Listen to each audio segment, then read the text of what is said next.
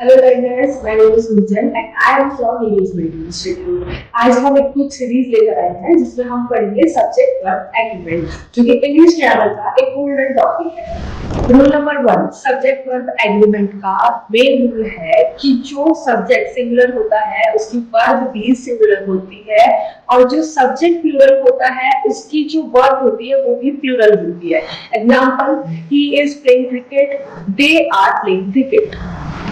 Rule number 2, यदि दो singular noun and से जुड़े हों तो वहां पर वर्ब जो है वो प्लूरल लगेगी। Example, Ram and Shyam are playing.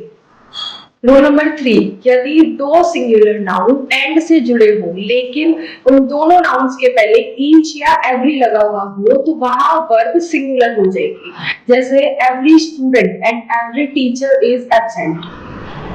Rule number 4, यदि किसी सेंटेंस में दो नाउन फिर से एंड से ही जुड़े हैं और उस सेंटेंस में एक ही व्यक्ति, एक ही वस्तु या एक ही तरह की फीलिंग का पता चल रहा हो तो वहां पर वर्ब सिंगुलर लगेगी। जैसे bread and butter is my favourite breakfast. अब यहाँ पर इस एग्जांपल में मेरा ही फेवरेट है, ब्रेड भी मेरा फेवरेट है, बटर भी मेरा फेवरेट है, मतलब एक ही व्यक्ति की बात हो रही है।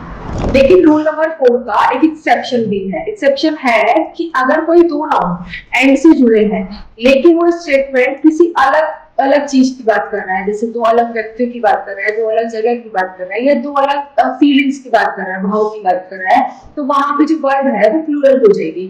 जैसे the principal and the teachers are attending the meeting. यहाँ पे प्रिंसिपल और टीचर्स अलग अलग कैंडिडेट है दोनों, तो इसलिए यहाँ पे हेल्पिंग वर्ब आ रहा है।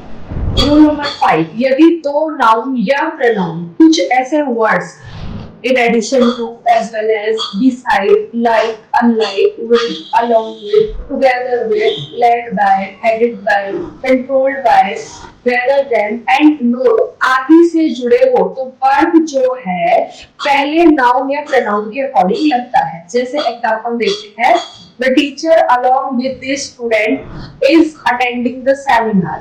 इस रूल नंबर 5 को verb and he with first subject भी कहा जाता है।